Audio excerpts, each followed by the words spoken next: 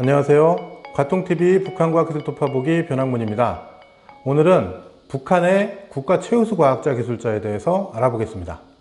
지난 시간에 북한이 2004년부터 과학기술 분야의 최고권위상인 216 과학기술상을 시상했고 2016년부터는 216 과학기술상을 받은 과제들을 수행하는 데서 핵심적인 역할을 한 대여섯 명을 해마다 선정해서 국가 최우수 과학자 기술자를 시상했다. 그래서 올해까지 27명이 수상했다고 소개했습니다. 오늘은 국가 최우수 과학자 기술자의 이모저모를 좀 더 살펴보겠습니다. 먼저 이 상의 앞에 붙는 연도의 의미가 헷갈릴 수 있는데요. 이건 수상을 한 연도가 아니라 성과를 낸 해를 말합니다. 예를 들어 2019년 국가 최우수 과학자 기술자는 2019년에 가장 큰 성과를 낸 사람에게 주는 상이죠.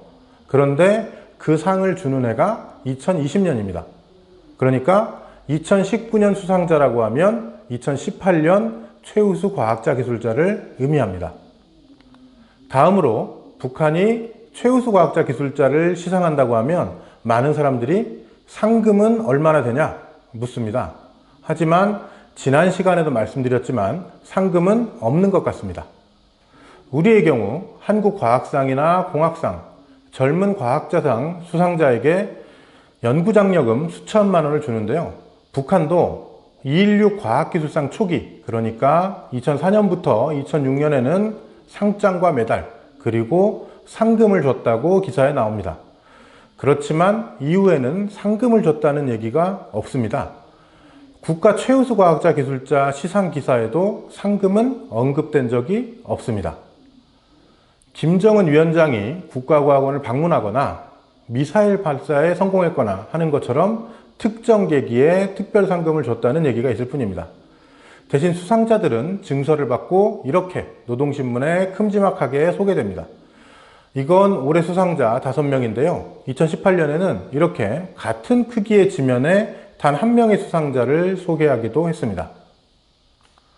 어쨌든 북한은 2000년대 이후 과학기술 예산을 꾸준히 확대하면서 각종 과학자 우대 정책을 펴고 있다고 알려졌고 며칠 전에도 신의주에 과학자 교육자 아파트를 완공했다는 기사가 나왔습니다.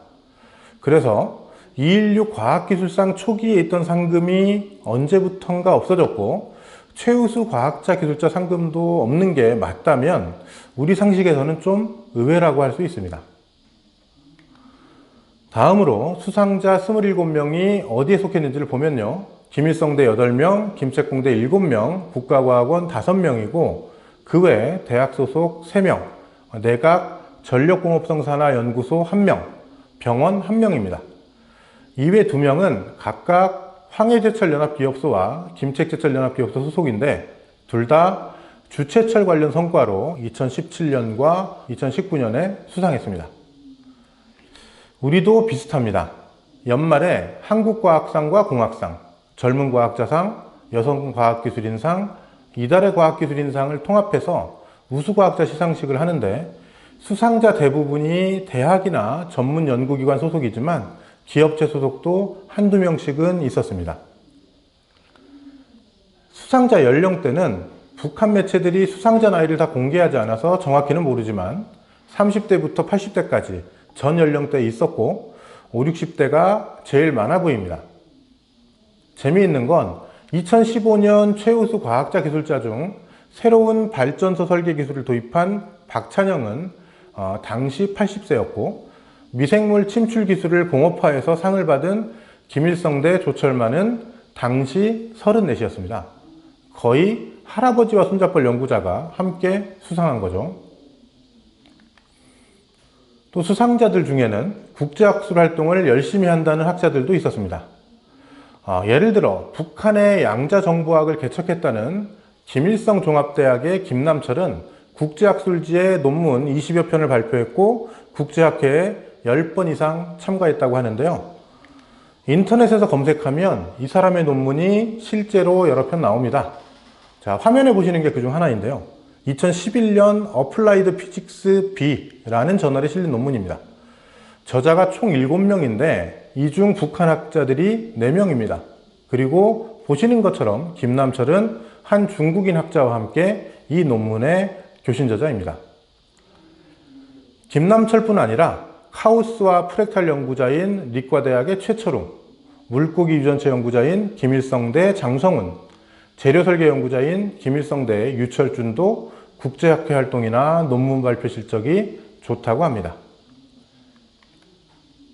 가족이 대대로 과학자 기술자인 수상자도 여럿 있습니다.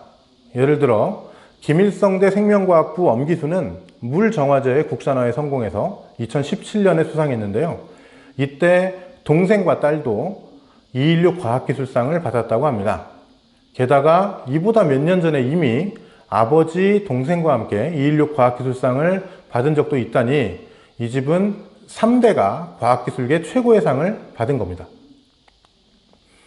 이 집안만큼 수상 이력이 화려한 건 아니지만 2018년 수상자인 김책공대 부교수 량지성은 수학박사인 아버지를 따라서 자신도 20대에 수학박사가 된 사람이고, 국가과학원 정보과학기술연구소에서 자동항법 계산 시스템을 개발해서 2016년 최우수 과학자로 선정된 최기령은 아들과 딸 사위까지 과학자라고 합니다. 또 2019년 수상자인 김책제철 연합기업소 박준일은 아버지도 같은 공장의 설계기술자였다고 합니다. 끝으로 사망한 이후 수상한 사람도 있습니다. 2018년 최우수 과학자 기술자로 선정된 평양의대 윤원남인데요. 그는 북한 최초로 산소 운반용 대용 혈액 연구에 성공하고 그 공업화를 위한 연구를 진행하다가 2018년 6월 실험실에 쓰러진 채 발견돼서 병원으로 옮겨지다가 숨졌다고 합니다. 그때 나이가 49이었다고 하네요.